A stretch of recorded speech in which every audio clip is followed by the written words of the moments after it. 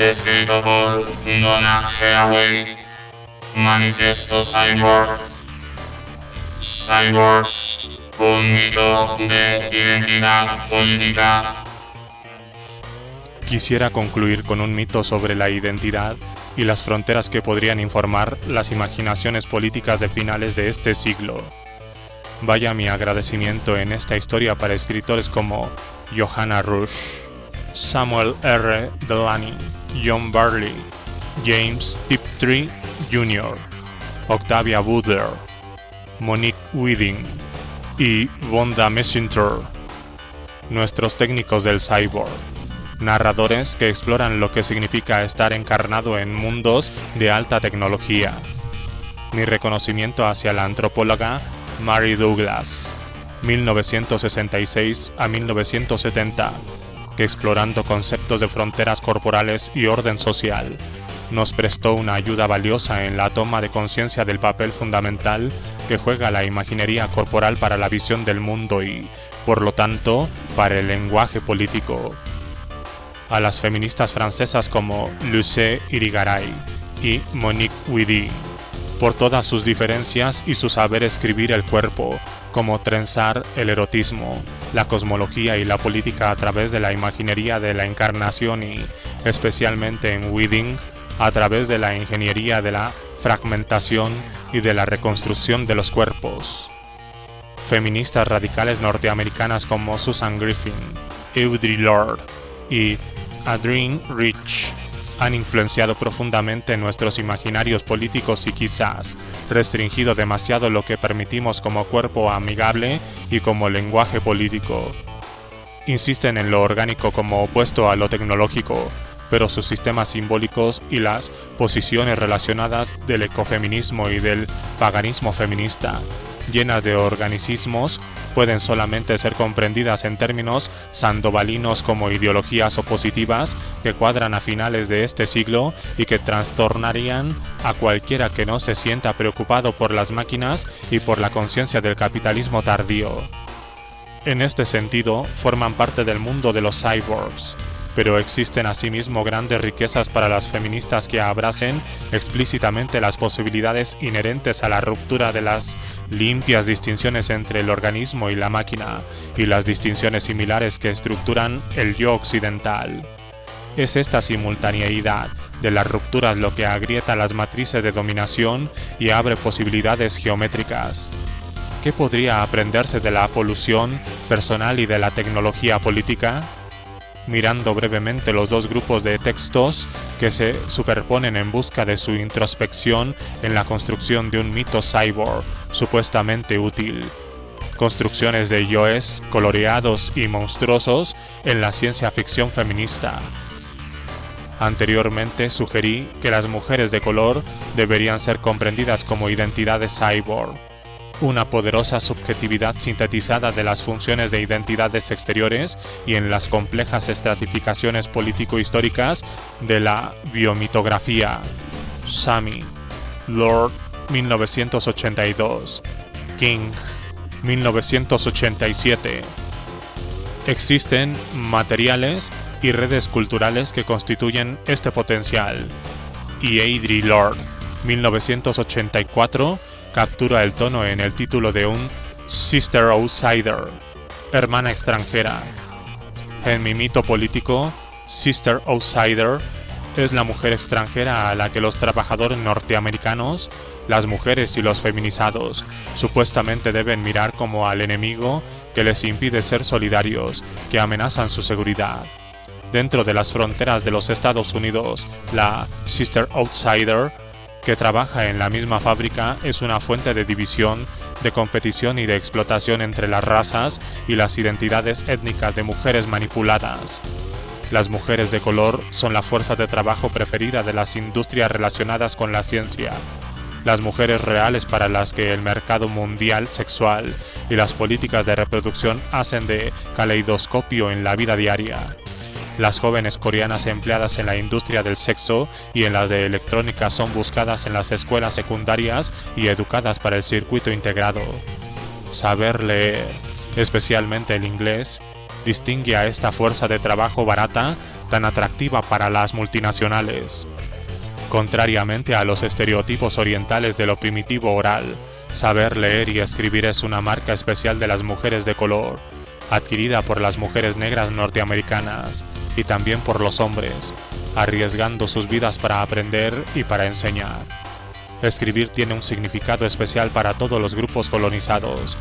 Ha sido algo crucial para el mito occidental que distingue entre las culturas oral y escrita, entre las mentalidades primitivas y las civilizadas y, más recientemente, para la erosión de esa distinción en teorías postmodernistas que atacan el falogocentrismo occidental, con su veneración por el trabajo monoteísta, fálico, autoritario y singular, el nombre único y perfecto. Los concursos por el significado de la escritura constituyen la forma más importante de la lucha política contemporánea. Presentar el juego de la escritura es mortalmente serio. La poesía y las historias de las mujeres norteamericanas de color tratan repetidamente de la escritura, del acceso al poder para significar, pero esta vez el poder deberá ser ni fálico ni inocente. La escritura cyborg no será sobre la caída, sobre la imaginación de la totalidad de un érase una vez anterior al lenguaje, a la escritura, al hombre. La escritura cyborg trata del poder para sobrevivir, no sobre la base de la inocencia original, sino sobre la de empuñar las herramientas que marcan el mundo y que las marcó como otredad. Las herramientas son a menudo historias, cuentos contados de nuevo, versiones que invierten y que desplazan los dualismos jerárquicos de las identidades naturalizadas. Contando de nuevo las historias sobre el origen, los autores cyborg subvierten los mitos centrales del origen de la cultura occidental. Todos hemos sido colonizados por esos mitos originales, con sus anhelos de realización en Apocalipsis. Las historias de origen falogocéntrico más importantes para los cyborgs feministas son construidas en las tecnologías literales, tecnologías que escriben el mundo, la biotecnología y la microelectrónica, que han textualizado recientemente nuestros cuerpos como problemas codificados en la parrilla del C3-1. Las historias femeninas de cyborg tienen como tarea la de codificar de nuevo la comunicación y la inteligencia para subvertir el mando y el control. De manera figurada y literal, la política del lenguaje impregna las luchas de las mujeres de color, y las historias sobre el lenguaje tienen un poder especial en la rica escritura contemporánea de las mujeres norteamericanas de color. Por ejemplo, las reescrituras de la historia de la Malinche, madre de la raza bastarda, mestiza del Nuevo Mundo, maestra en lenguas y amante de Hernán Cortés, tiene un significado especial para las construcciones chicanas de la identidad. En Loving in the War Years, El amor en los años de la guerra, 1983, Cherríe Moraga explora los temas de la identidad cuando una no ha poseído nunca el lenguaje original, no ha contado la historia original, no ha residido en la armonía de la legítima heterosexualidad en el jardín de la cultura y por lo tanto no puede basar la identidad en un mito o en una pérdida de la inocencia o del derecho a los nombres naturales del padre o de la madre.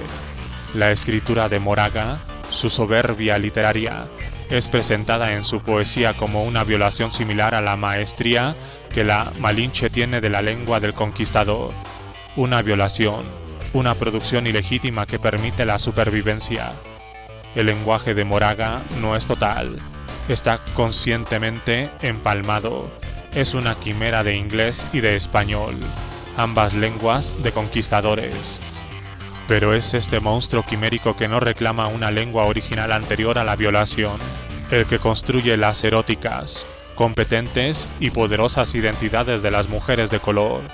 Sister Outsider apunta a la posibilidad de supervivencia del mundo no a través de su inocencia, sino de su habilidad para vivir en los límites, para escribir sin el mito fundador de la totalidad original, con su inescapable apocalipsis de retomo final a una unidad mortal que el hombre ha imaginado para la inocencia y todopoderosa madre, liberada al final de otra espiral de apropiación por su hijo.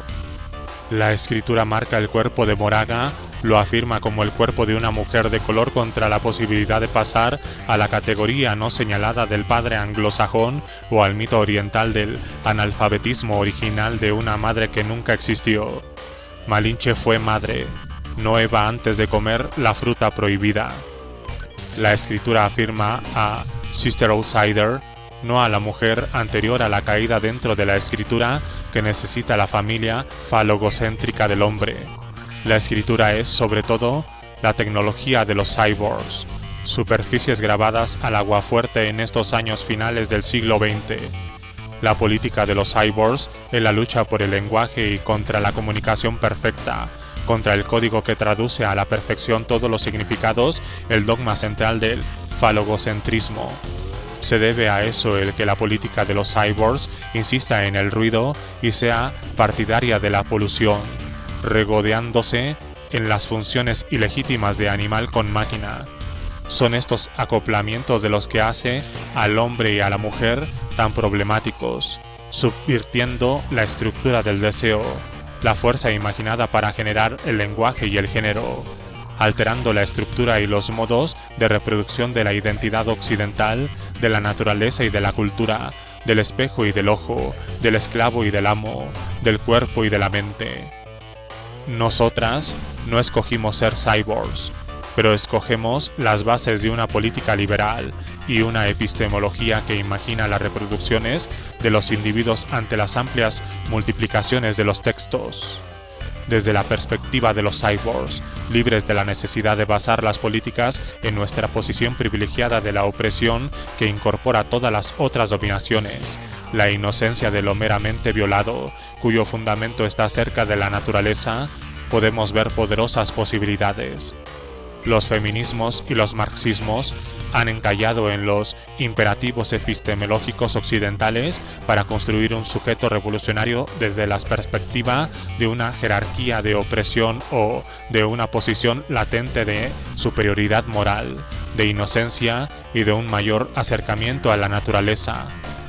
En ausencia del sueño original de un lenguaje común o de una simbiosis original que promete protegerla de la separación masculina pero escrita en el juego de un texto que no tiene lectura final privilegiada o historia de salvación, reconocerse una misma como totalmente implicada en el mundo, libera a la mujer de la necesidad de enraizar la política de la identificación en los partidos de vanguardia, en la pureza y en la maternidad.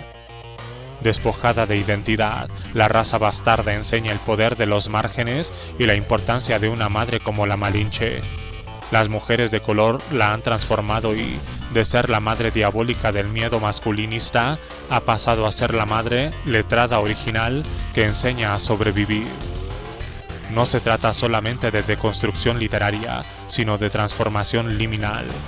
Cada historia que comienza con la inocencia original y que privilegia la vuelta a la totalidad, imagina el drama de la vida como una individuación, una separación, el nacimiento del yo, la tragedia de la autonomía, la caída en la escritura, la alienación, es decir, la guerra, templada por la tregua imaginaria en el seno del otro.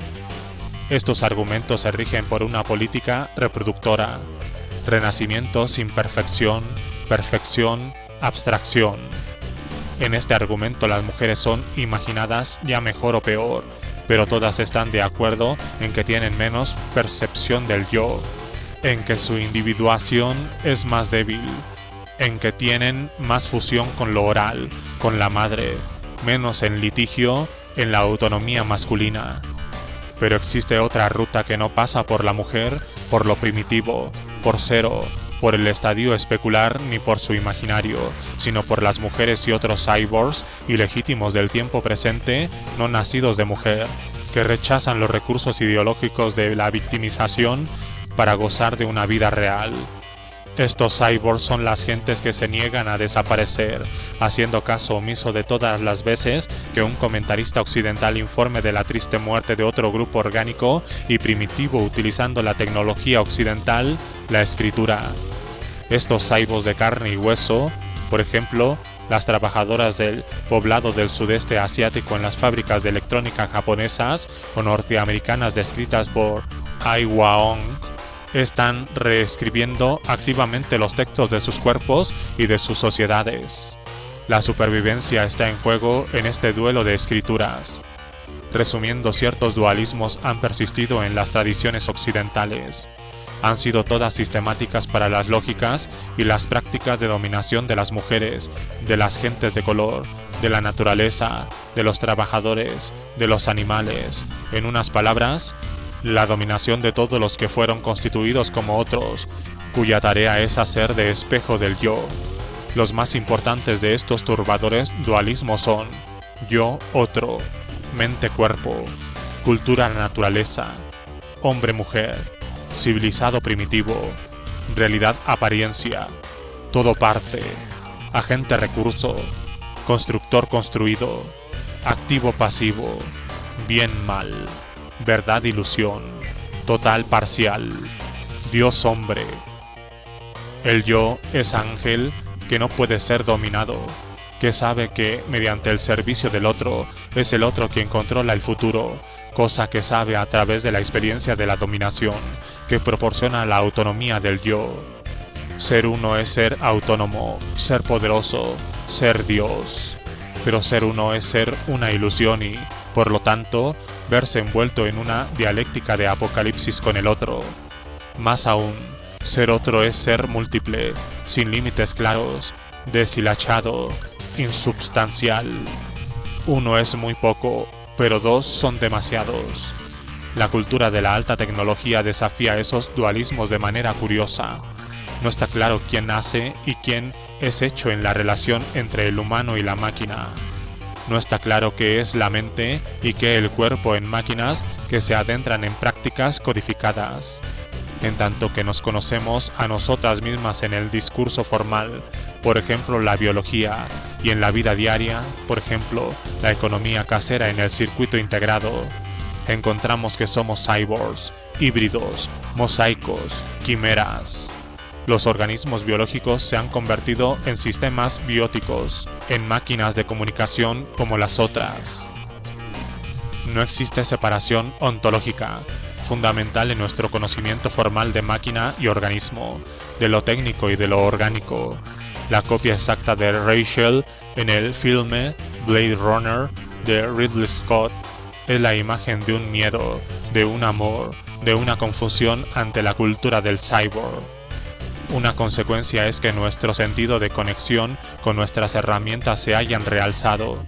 El estado de trance experimentado por muchos usuarios de ordenadores se ha convertido en un elemento esencial de filmes de ciencia ficción y de chistes culturales. Quizás los parapléjicos y otros disminuidos físicos puedan, y a veces lo hacen, tener las experiencias más intensas de compleja hibridación con otros artefactos para la comunicación.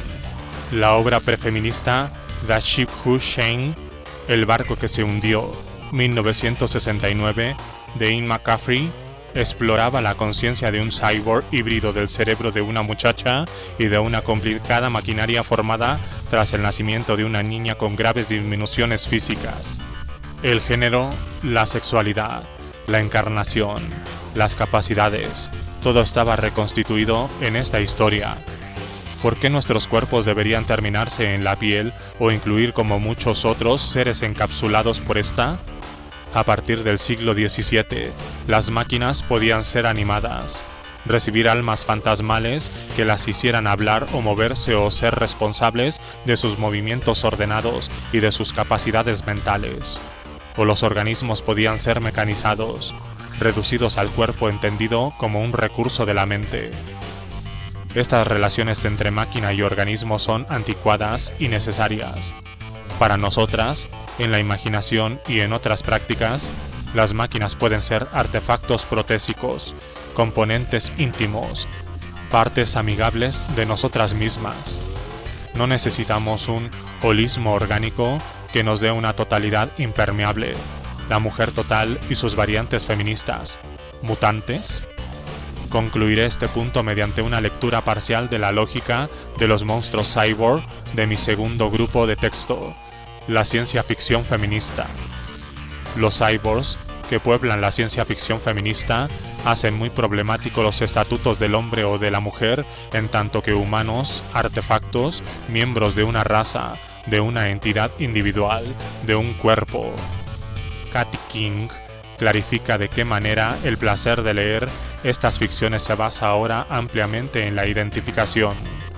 Los estudiantes que ven a Johanna Rush por primera vez, que han aprendido a no acobardarse ante escritores modernistas como James Joyce o Virginia Woolf, no saben lo que hacer ante The Adventures of Aelix, las aventuras de Aelix, o The Family Man, el hombre-mujer, en donde los personajes rechazan la búsqueda por parte del lector de la inocente totalidad, garantizándole al mismo tiempo el deseo de hazañas heroicas, erotismo exuberante y política seria. The Family Man es la historia de 4 versiones de un genotipo, todas ellas juntas, pero sin formar un todo, que resuelven los dilemas de una violenta acción moral o eliminan el creciente escándalo del género. La ciencia ficción feminista de Samuel R. Delany, especialmente Tales of Niberion, Cuentos de Niberion, imita a las historias sobre el origen haciendo de nuevo la revolución neolítica, reponiendo las acciones fundadoras de la civilización occidental para subvertir su verosimilitud. James Tiptree Jr., un autor cuya ficción fue considerada como especialmente masculina hasta que se reveló su verdadero género. Cuenta historias de reproducción basadas en tecnologías no mamíferas tales como la alternancia de generaciones de carnadas y de crianzas masculinas. John Barley construye un cyborg supremo en su archifeminista exploración de Gaea, un loco artefacto tecnológico, diosa planeta embustera vieja, en cuya superficie se engendra una extraordinaria combinación de simbiosis post-cyborg.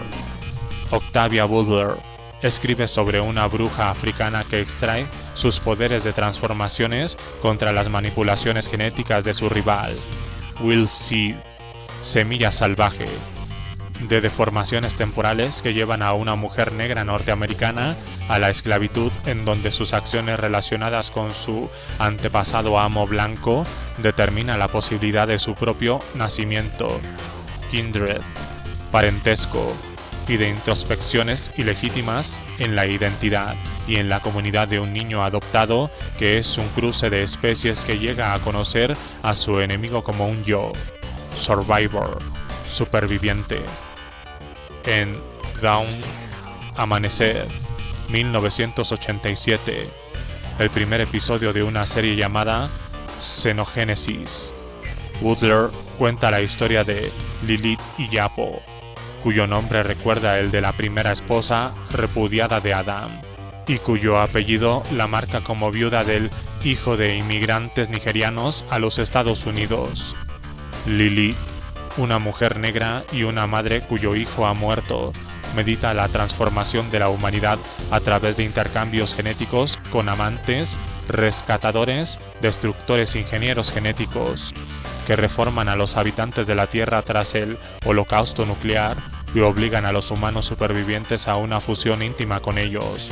Es una novela que interroga las políticas reproductivas, lingüísticas y nucleares en un campo mítico estructurado por la raza y el género de finales del siglo XX.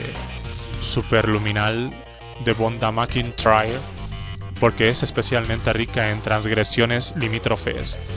Puede cerrar este catálogo truncado de monstruos prometedores y peligrosos que ayuda a redefinir los placeres y la política de la encarnación y de la escritura feminista. En una ficción donde no existe un solo personaje simplemente humano, lo humano es bastante problemático.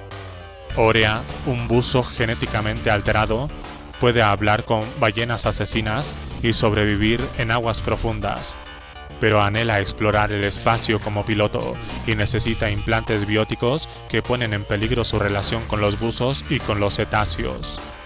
Las transformaciones son efectuadas mediante vectores víricos que vehiculizan un nuevo código de desarrollo, mediante cirugías de trasplantes, mediante implantes de artefactos microelectrónicos, dobles analógicos y otros medios. La Enea se vuelve piloto aceptando un implante cardíaco y otras alteraciones que permitan la supervivencia en tránsito a velocidades que exceden la de la luz. Radu Dracul sobrevive a una plaga causada por un virus en su planeta de otros mundos para encontrarse a sí mismo con un sentido del tiempo que cambia las fronteras de la percepción espacial de toda la especie.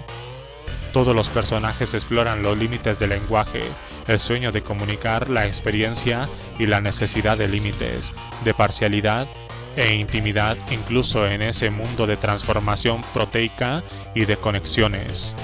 Superliminal defiende también las contradicciones definitorias de un mundo de cyborgs en otro sentido. Encarna textualmente la intersección de la teoría feminista y del discurso colonial en la ciencia ficción a los que he aludido en este trabajo. Se trata de una conjunción con una larga historia que muchas feministas del primer mundo, incluida yo misma en mi lectura de Superliminal antes de que Zoe Sofoulis me abriera los ojos, hemos tratado de reprimir, cuya localización diferente en el sistema mundial de la informática de la dominación la hace muy alerta al instante imperialista de todas las culturas de la ciencia ficción, incluyendo la femenina. Desde una sensibilidad feminista australiana, Sofoulis recordaba más el papel de Maxine como escritora de Aventuras del Capitán Kirk y de Spock en la serie televisiva Star Trek, que su reescritura amorosa en Superluminal. Los monstruos han definido siempre los límites de la comunidad en las imaginaciones occidentales. Los centauros y las amazonas de la Grecia antigua establecieron los límites de la polis central del ser humano masculino griego mediante su disrupción del matrimonio y las poluciones limítrofes del guerrero con animales y mujeres. Gemelos no separados y hermafroditas eran el confuso material humano en la temprana Francia moderna que basaba el discurso en lo natural y en lo sobrenatural, en lo médico y en lo legal, en portentos y en enfermedades. Todo ello de suma importancia para el establecimiento de la identidad moderna. Las ciencias evolucionistas y del comportamiento de los monos y simios han marcado las múltiples fronteras de las identidades industriales de finales de este siglo. En la ciencia ficción feminista, los monstruos cyborg definen posibilidades políticas y límites bastante diferentes de los propuestos por la ficción mundana del hombre y de la mujer. Existen varias consecuencias en considerar seriamente la imaginería de los cyborgs como algo más que nuestros enemigos. Los cuerpos son mapas de poder e identidad, y los cyborgs no son una excepción. Un cuerpo cyborg no es inocente, no nació en un jardín, no busca una identidad unitaria y, por lo tanto, genera dualismo antagónico sin fin, o hasta que se acabe el mundo. Se toma en serio la ironía. 1 es poco y 2 es solo una posibilidad. El placer intenso que se siente al manejar las máquinas deja de ser un pecado para convertirse en un aspecto de encarnación. La máquina no es una cosa que deba ser animada, trabajada y dominada, pues la máquina somos nosotros y nuestros procesos, un aspecto de nuestra encarnación. Podemos ser responsables de máquinas, ellas no nos dominan, no nos amenazan. Somos responsables de los límites, somos ellas. Hasta ahora, érase una vez, la encarnación femenina parecía ser dada, orgánica, necesaria y parecía significar las capacidades de la maternidad y sus extensiones metafóricas. Solamente estando fuera del lugar podíamos sacar un placer intenso de las máquinas y, por supuesto, con la excusa de que se trataba de una actividad orgánica apropiada para las mujeres. Los cyborgs pueden considerar más seriamente el aspecto parcial, fluidos del sexo y de la encarnación sexual. El género, después de todo, podría no ser la identidad global, incluso si tiene anchura y calado histórico. La pregunta profundamente ideológica de qué es lo que cuenta como experiencia en la actividad diaria puede ser abordada mediante la explotación de la imagen del cyborg. Las feministas han proclamado recientemente que las mujeres viven el día a día, que soportan la vida diaria más que los hombres y que, por lo tanto y potencialmente, están en una posición epistemológica privilegiada. Existe un aspecto convincente en esta posición que hace visible la actividad no valorada en las mujeres y que se caracteriza por ser la base de la vida. Pero, ¿la base de la vida? ¿Qué hacemos con la ignorancia de las mujeres, con todas las exclusiones y fallos en el conocimiento y en la habilidad? ¿Qué del acceso masculino a la competición diaria, de saber cómo construir cosas, cómo desmontarlas, cómo jugar? ¿Qué hacemos de nuestra encarnación? El género cyborg es una posibilidad local que cumple una venganza global. No existe impulso en los cyborgs para producir una teoría total, pero sí una experiencia íntima de las fronteras, de su construcción y de su desconstrucción. Existe un sistema de mitos a la espera de ser un lenguaje político que sirva de semilla a una forma de mirar la ciencia y la tecnología, y que amenaza a la informática de la dominación para actuar poderosamente. Una última imagen. La política holística organística y de organismos dependen de las metáforas de la resurrección e, invariablemente, se basa en los recursos del sexo reproductivo. Quisiera sugerir que los cyborgs tienen más que ver con la regeneración y desconfianza de la matriz reproductora y de la mayoría de las natalidades. Para las salamandras, la regeneración tras la pérdida de un miembro requiere el nuevo crecimiento de la estructura y la restauración de la función con la constante posibilidad de gemelamiento o de cualquier otra extraña producción topográfica en el sentido de la herida. El miembro crecido de nuevo puede ser monstruoso, duplicado, poderoso. Todas nosotras hemos sido profundamente heridas. Necesitamos regeneración, no resurrección. Y las posibilidades que tenemos para nuestra reconstitución incluye el sueño utópico de un mundo monstruoso sin géneros. La imaginería cyborg puede ayudar a expresar dos argumentos cruciales en este trabajo. Primero, la producción de teorías universales y totalizadoras es un grave error que se sale probablemente siempre de la realidad, pero sobre todo ahora. Segundo, aceptar responsabilidades de las relaciones entre ciencia y tecnología significa rechazar una metafísica anticientífica, una demonología de la tecnología y también abrazar la difícil tarea de reconstruir los límites de la vida diaria en conexión parcial con otros, en comunicación con todas nuestras partes.